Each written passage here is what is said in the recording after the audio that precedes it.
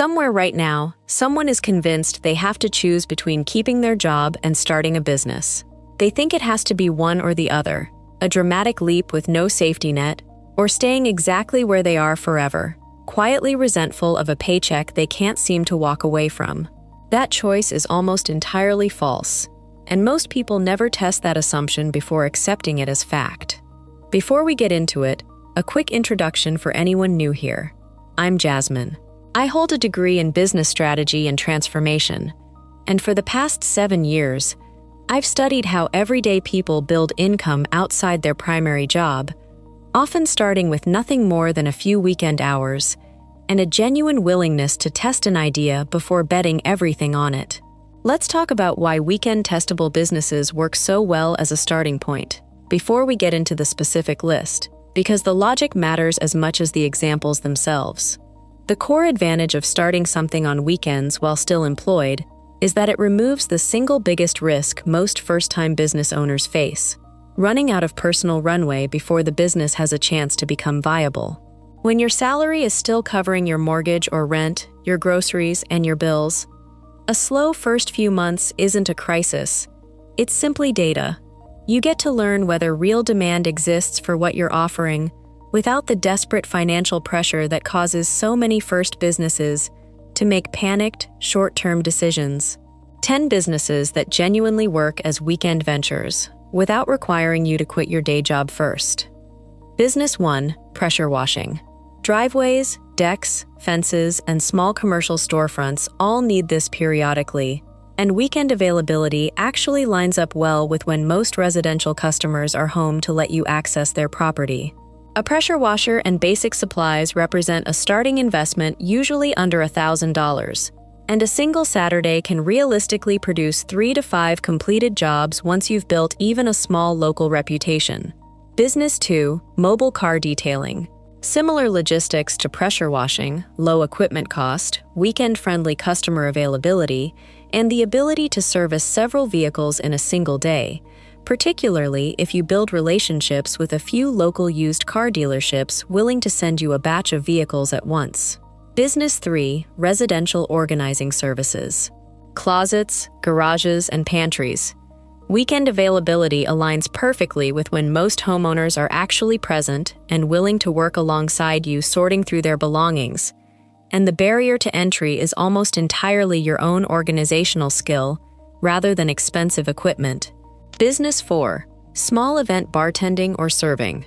Weddings, private parties, and corporate events overwhelmingly happen on weekends, making this one of the most naturally weekend-compatible businesses on this entire list, and it typically requires only a food handler's certification and comfortable shoes to get started.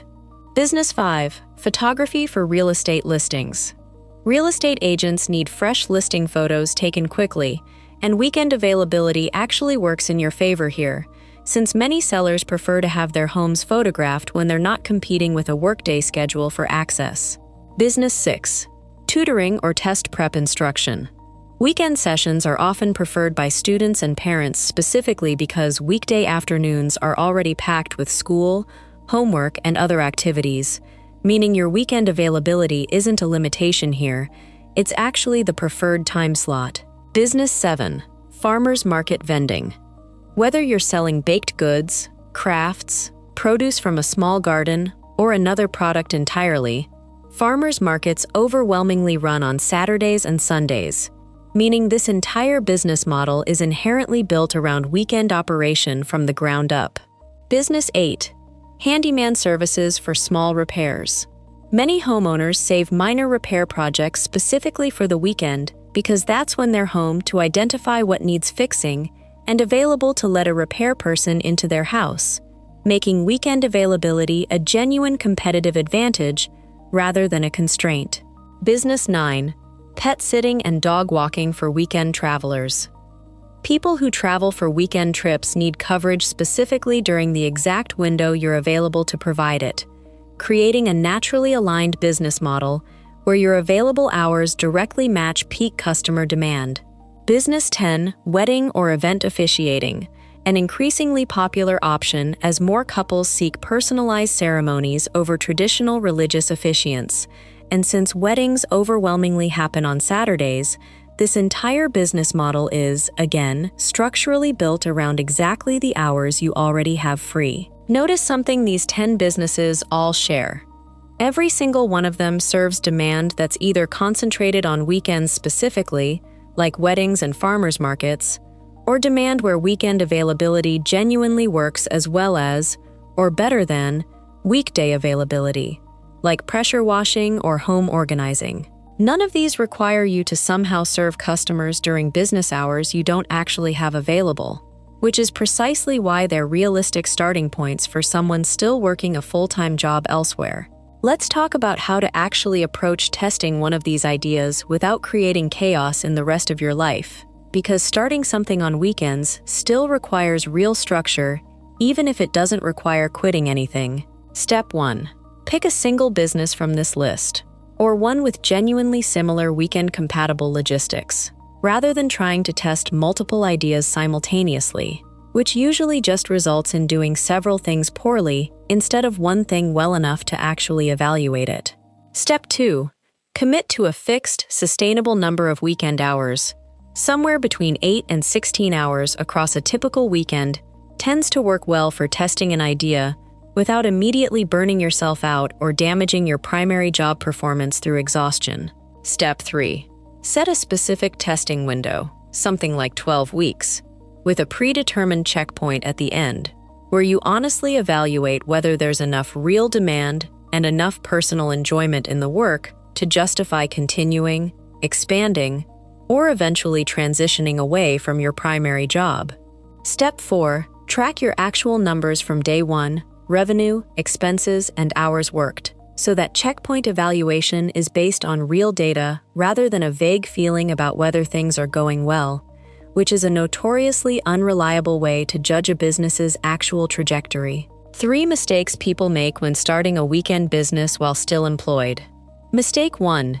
Treating the weekend business as a hobby rather than a real business from day 1, meaning skipping basic things like proper pricing, contracts, or insurance, simply because it doesn't yet feel like a real business in the same category as their full-time job.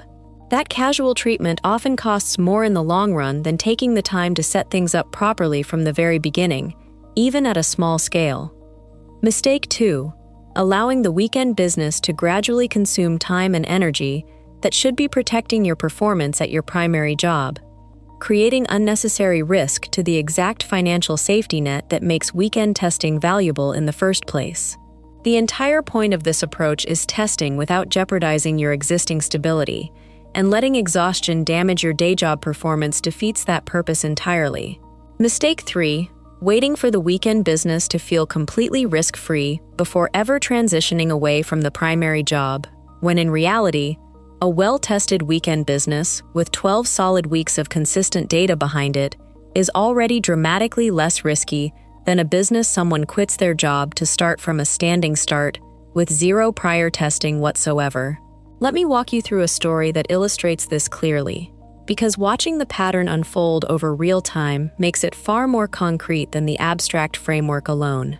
A woman named Elena worked as a dental hygienist, a stable job she found reasonably satisfying but not especially exciting, earning a solid, dependable salary that comfortably covered her expenses without leaving much room for significant additional savings or financial flexibility beyond her regular life.